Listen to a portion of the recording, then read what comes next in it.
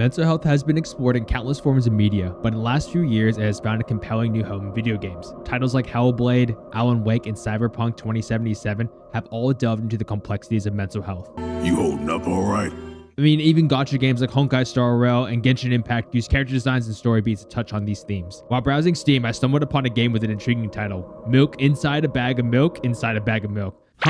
Why would milk be in a bag? That doesn't make any sense. But then I scrolled down a little bit. I noticed the 10 out of 10 score, the glowing Steam reviews, and a price tag equivalent to a cup of coffee. My curiosity was piqued and I decided to give it a try. Little did I know, this game and its sequel, Milk Outside a Bag of Milk, Outside a Bag of Milk, yeah, they're pretty fun titles, would offer one of the most unique, horrifying, and thought-provoking depictions of mental health I've ever encountered. It captures the essence of how mental illness can turn even the simplest of tasks, like buying milk for the supermarket, into a monumental challenge akin to facing a Dark Souls boss. Join me as we dive into these surreal titles and explore how they shed light on the real, often overwhelming struggles of mental health, all through the lens of a deceptively simple but deeply impactful narrative.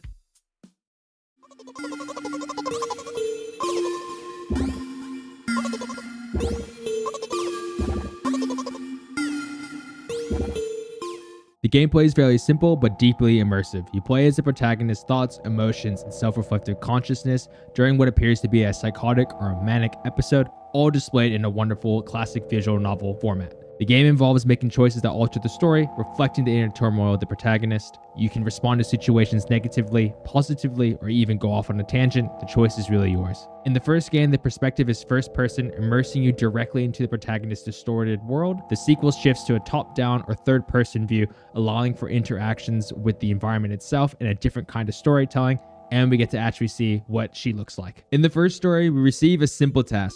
We just need to buy some milk and bring it back home for our mom. While this seems like a very simple task to all of us, it's anything but for our main character. But also, funny enough, because we're her thoughts, it's also very, very difficult for us. Throughout the story, we encounter many random things. I mean, this one, we encounter a random object distorted into an image that is a crow, which I can only imagine in reality, it's an automatic greeting, and we're just caught in a never-ending loop.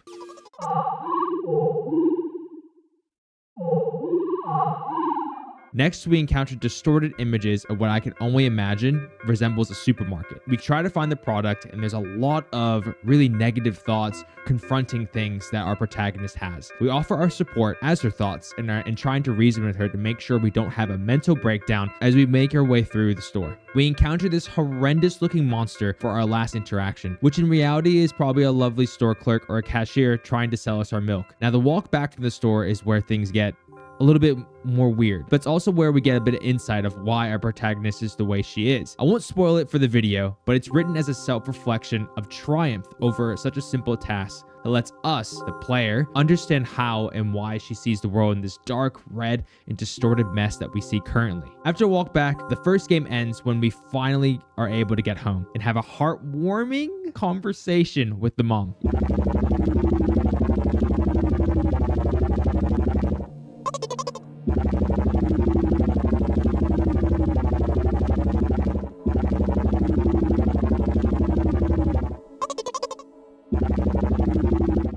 Yeah, I don't know. It's not really heartwarming. And that's when the game actually ends. But that's exactly where the second game begins.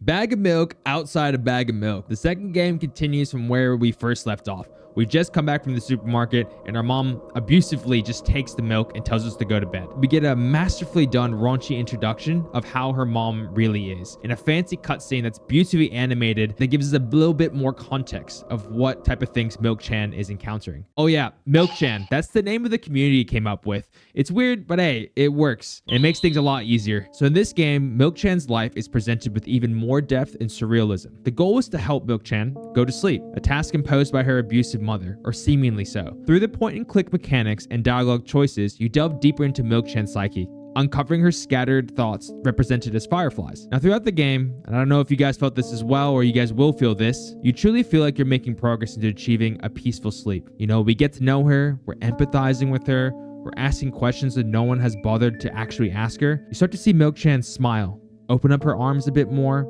and then you start to feel like, hey, maybe things are okay and we can do this small thing for her, because everyone deserves a good night's sleep, right? Now, depending on the many choices what you make, which memories you pick up, and what you decide to explore, you get 5 different endings. But all of these endings seemingly lead to the same outcome.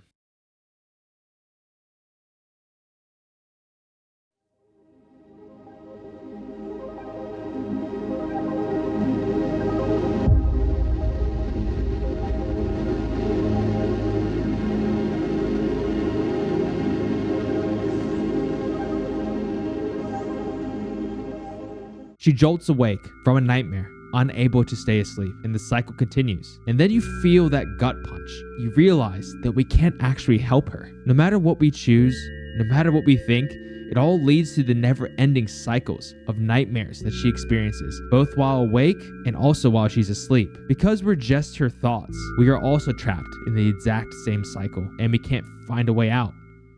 Despite its simple mechanics, the game's visual and auditory design is incredibly impactful. First-person perspective in the initial game offers a distorted, pixelated view of the world, painted in dark, red hues that convey a sense of hopelessness.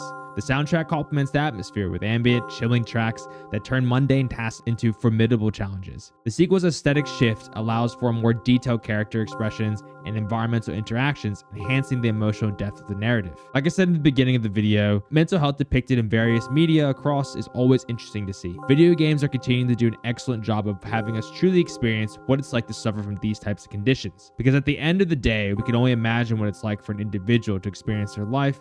Now, I do want to highlight something. I want to talk about my favorite scene that really brings everything together for me. It's the scene where you get when you're going out the balcony and she visualizes herself falling. It's a full 2 minutes of falling, which is terrifying to imagine. But that's exactly what she's doing. The OST, the visuals, and the dialogue that's shared really drove a knife into my heart when I was going through this. And she describes what it was like when she finally opened up to someone just to be betrayed in the end of it all, which distorted her reality even further. And then at the end of the 2 minutes, it ends. And if you actually let the scene play out in autoplay, it is really 2 minutes of falling. Now, from my experience in playing this game, the narrative is incredibly well done. It's accessible, yet it dives deep into trauma, psychosis, neurodivergence, and depression, showing how these issues can make even the simplest of tasks seem monumental, reflecting on how paralyzing these conditions can be. Take the scene where Milk-chan encounters a crow, which I think is actually an automatic greeter, like I said, and this shows how distorted her perception of the world is. Now, this might be a bit of a controversial take, but I actually don't think Milk-chan's mom is abusive. Instead, Milk-chan sees her as that through her trauma, anxieties, and her level of psychosis. The opening sequence in the second game, with an injection of fingers into her arm, it might be an EpiPen, and it could hint at a severe milk allergy. And those empty milk cartons that we try to hover over it and becomes distorted in the second game, they might symbolize past attempts at self-harm or other, unalive and destructive behaviors. The missing father figure and the mom's insistence on avoiding milk suggests a complicated family history also. Milk-chan feels betrayed by a friend after confiding in them, which might mean the friend, out of genuine concern, called out for help. Throughout the game, the fragmented memories show how reality is shaped by our mental state. What these games truly highlight is the profound impact our perceptions have on our lives. They illustrate how mental health conditions like anxiety, depression, and constant negative self-talk can make even the simplest, most mundane tasks feel overwhelming.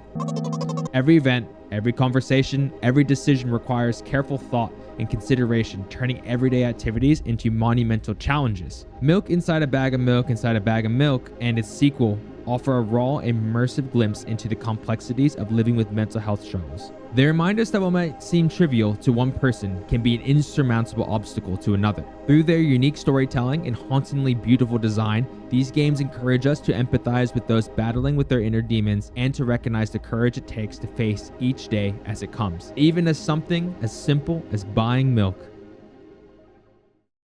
Hey everyone, special shout out to everyone who made it all the way to the end of the video, especially to my people on Patreon. Thank you specifically to Charundi, Daddy Senpai, Cherry Kuns, and Socratic Ren. Thank you guys so much for supporting me throughout. Please don't mind the camera angle. It's not usually like this. I was just too lazy to reset it and everything. I've been building a lot of Gunpla lately, and I've been wanting to capture that process. It's pretty cool. But yeah, I'm gonna get out of here, and I hope you guys have a good rest of the day, night, wherever you guys are, and hope to see you guys on the next video.